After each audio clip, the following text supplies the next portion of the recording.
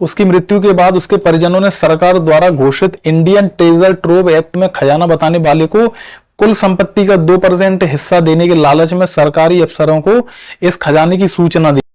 7 दिनों तक पूरे किले को खोदकर तहस नहस कर दिया गया था। हालांकि भारत सरकार ने आज तक इस बारे में कोई बात नहीं कही है, लेकिन माना जाता है कि जयपुर के जयगढ़ किले से करीब 60 ट्रक सोने चांदी के जेवरात और सोने की सिल्लियां मिली थीं। करीब 3 दिन तक दिल्ली जयपुर हाईवे को ब्लॉक कर दिया गया था और हाईवे पर सिर्फ सेना के ट्रक चला करते। बताई गई जानकारी को इंटरनेट, गूगल और लिखी हुई किताबों से ली गई है। इस वीडियो का उद्देश्य किसी जाति, धर्म या किसी संप्रदाय की भावनाओं को ठेस पहुंचाना नहीं है। नमस्कार दोस्तों, जयपुर से 14 किलोमीटर दूर जयगढ़ का किला इतिहास के कई रहस्यों को खुद में समेटे हुए शान से खड़ा है। यह वही किला है जिसमें एशिया की सबसे बड़ी तोप है और यह वही किला है जिसके खजाने को खोजने के लिए इंदिरा गांधी सरकार ने खुदाई करवाई थी। इस खजाने के लिए इंदिरा गांधी ने सेना तक लगाई थी। 1976 में जब इमरजेंसी के दौरान सरकार ने सेना की एक टुकड़ी को किले में खजाना खोजने की जिम्मेदारी सौंपी थी। बताया जाता है कि 5 महीने तक जयगढ़ किले में खोज अभियान चलाया गया और तब चर्चा हो रही थी कि केंद्र ने लोगों को धोखे में रखकर खजाना उस बंद हाईवे से ट्रकों में भरकर दिल्ली पहुंचाया है। तो दोस्तों, आज हम जानेंगे कि इमरजेंसी के दौरान इंदिरा गांधी सरकार ने कैसे जयगढ़ के किले में खोज अभियान चलाया और क्या क्या मिला उनको उस जयगढ़ के किले में। उससे पहले एक नजर डालेंगे जयगढ़ किले के इतिहास पर, और उससे भी पहले अगर आप चैनल पर नए हैं तो चैनल को सब्सक्राइब कर लें और वीडियो को लाइक करें, क्योंकि दोस्तों इतनी मेहनत करके मैं वीडियो बनाता हूं और उम्मीद करता हूं बस एक सब्सक्राइब की, तो एक लाइक और एक सब्सक्राइब कर दिया करें। दोस्तों, ये जो आप 8 से 10 मिनट की वीडियो देख रहे हैं, इसे पूरी तरह तैयार करने में कम से कम 6 से 8 घंटे का समय लगता है और उसके बाद भी सब्सक्राइब ना मिले तो बुरा लगता है।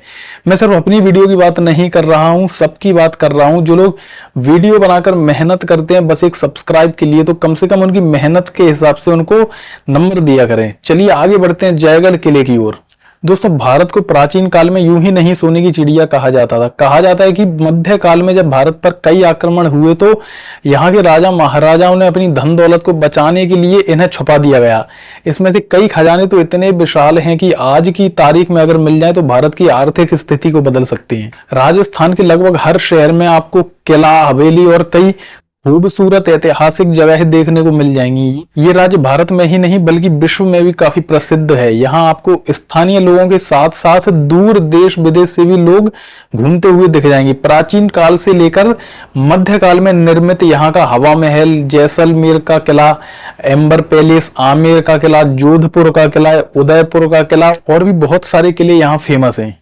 ऐसे ही है राजस्थान का ऐतिहासिक शहर जयपुर। जयपुर में भी बहुत सारे किले हैं जिनसे जुड़ी हुई कहानियां भी बहुत दिलचस्प हैं। आज हम आपको एक ऐसे किले के बारे में बताने वाले हैं जिससे कई ऐसे रोचक तथ्य जुड़े हुए हैं और यहाँ के किस्सों को सुनने के बाद आपका भी मन जरूर जयपुर घूमने का करेगा। सबसे पहले बात करते हैं इस किले के निर्माण की। जयपुर किले का निर्माण जयपुर के महाराज सवाई जय सिंह ने करवाया था।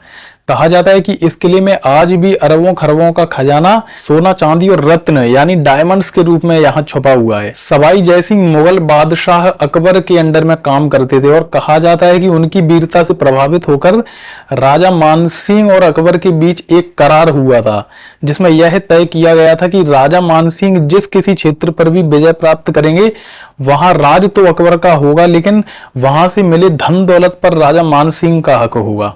कुछ पुराने दस्तावेज इशारा करते हैं कि अनेक युद्ध की जीत से मिले बेहिसाब धन दौलत को राजा मानसिंह ने कई किलों में छुपा कर रखा था। फिर सन 1726 में राजा जयसिंह ने जयगढ़ दुर्ग बनवाया था। दोस्तों, ये तो बात हो गई किले के निर्माण की। अब इसके बाद में किले के अंदर कुछ ऐसी चीजें हैं जो शायद ही आपने कहीं सुनी होंगी या देखी होंगी। दोस्तों, अब किले में एक बहुत जरूरी चीज जो हर किले में होती है वह इस किले में भी है, वो है एक तोप। और ये कोई ऐसी वैसी तोप नहीं बल्कि एशिया की सबसे बड़ी तोप है और दुनिया की अब तक की सबसे बड़ी पहिया वाली तोप है जो कि जयगढ़ किले में पाई जाती है। इस तोप का निर्माण भी किले में ही किया गया था, लेकिन दिलचस्प बात और हैरत वाली बात यह है कि ये तोप चाहे कितनी भी बड़ी क्यों ना हो, उस समय लड़ाई के दौरान इस तोप को कभी इस्तेमाल ही नहीं किया गया। इस तोप को बस एक बार ही चलाया गया, वो भी ट्रायल करने के लिए। उसके बाद से इस तोप को कभी नहीं चलाया गया। दोस्तों अब बात करते हैं यहाँ के खजाने की, जो कि आपको शुरू में बताया था कि इंदिरा गांधी ने खजाने के साथ क्या छेड़छाड़ करी। आमेर किला और जयगढ़ किला सुरंग के रास्ते आपस में मिले हुए हैं। अब भारत विभाजन जब हुआ था तो आमेर किला भारत सरकार ने अपने अधीन ले लिया था और जयगढ़ का किला राज परिवार के पास ही रहा। बताया जाता है कि इस खजाने की हकीकत 500 साल पीछे के इतिहास में छुपी हुई है।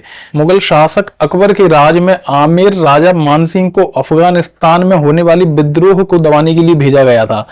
मानसिंह विद्रोह को दबाने में तो कामयाब रहे और राजपूत सेना ने यहाँ जो खजाना लूटा वो मुगल दरबार तक नहीं पहुंचाया गया, उस खजाने को यहीं छुपा लिया गया। तभी से यह खजाना यहीं छुपा हुआ था। फिर इंदिरा गांधी के दौर में 10 जून 1976 को जयगढ़ किले पर रेड डाली गई। इसमें भारतीय सेना के द्वारा लगभग 7 दिनों तक कर्फ्यू जैसे हालात रहे और 50 दिनों तक खोज अभियान जारी रहा। जयपुर शहर में ये बात फैल गई थी कि संजय गांधी के आदेश पर यहाँ खजाना ढूंढा जा रहा है और जयपुर किले पर छापा इसलिए पड़ा क्योंकि वो सुरंग के जरिए आमेर किले से जुड़ा हुआ है। 7 दिनों तक पूरे किले को खोदकर तहस नहस कर दिया गया था। हालांकि भारत सरकार ने आज तक इस बारे में कोई बात नहीं कही है, लेकिन माना जाता है कि जयपुर के जयगढ़ किले से करीब 60 ट्रक सोने चांदी के जेवरात और सोने की सिल्लियां मिली थीं।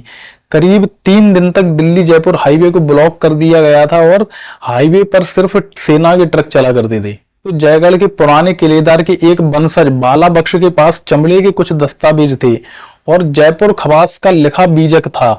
उसकी मृत्यु के बाद उसके परिजनों ने सरकार द्वारा घोषित इंडियन ट्रेजर ट्रोव एक्ट में खजाना बताने वाले को कुल संपत्ति का 2% हिस्सा देने के लालच में सरकारी अफसरों को इस खजाने की सूचना दे दी थी। जयपुर रियासत में बड़े ओहदे पर रहे राव कृपाराम के पुत्र राव कस्तूरी चंद के परिवार ने इसी तरह के दस्तावेज जयपुर के आखिरी महाराजा सवाई भवानी सिंह को सौंप दिए थे, जिसमें लगभग वह सभी विवरण थे जो बालाबख्श के परिवार के पास पाए गए बीजकों में थे। इसके अलावा अरबी पुस्तक तिलिस्मात-ए आम्बरी में भी उल्लेख है कि जयपुर किले के 7 टांकों के बीच हिफाजत से दौलत छुपाई गई थी। इन सारी बातों से सरकार के कान खड़े हुए और प्रधानमंत्री इंदिरा गांधी ने इमरजेंसी के दौरान बीजक के अनुसार इस खजाने के लिए खुदाई करवाई थी और खुदाई पूरी होने के बाद ये बताया गया था कि महज 230 किलो चांदी और चांदी का सामान ही मिला है। सेना ने इन सामानों की सूची बनाकर राज परिवार के प्रतिनिधि को दिखाई और उसके हस्ताक्षर लेकर सारा सामान सील कर दिल्ली ले गए। उस दौर में इंदिरा गांधी सरकार द्वारा खजाना खोजने की खबर पूरी दुनिया में इतनी तेजी से फैल गई कि पाकिस्तान के तत्कालीन प्रधानमंत्री जुल्फिकार अली भुट्टो ने पत्र लिखकर इंदिरा गांधी से खजाने में आधे हिस्से की दावेदारी की मांग भी कर दी। बाद में इंदिरा गांधी ने स्वयं बताया था कि जयगढ़ किले में महज 230 किलो चांदी मिली है और कोई खजाना नहीं मिला। मगर इंदिरा गांधी के कथन के बावजूद भी खजाने को लेकर कई अफवाहें आज भी जयपुर में मशहूर हैं। कोई कहता है कि वहां से सरकार को खजाना मिल गया जिसे पहले दिल्ली पहुंचाया गया और फिर स्विट्जरलैंड ले जाया गया। तो किसी कहानी के मुताबिक खजाना तो सवाई जय सिंह ने ही खोज निकाला था और उसी खजाने से जयपुर शहर बसाया गया था। और कुछ लोग ये दावा करते हैं कि जब इंदिरा गांधी को खजाना मिला था तो उनके लड़के संजय गांधी के आदेश पर खजाने की खोजबीन शुरू की गई थी और खजाना के श्राप होने के कारण कुछ लोग संजय गांधी की मौत को भी इस खजाने से जोड़ते हैं। मगर इन सारी कहानियों के पक्ष में कोई पुख्ता सबूत नहीं मिलता है। तो दोस्तों आज के लिए इतना ही, मिलेंगे किसी नए टॉपिक पर। तब तक के लिए जय हिंद जय भारत।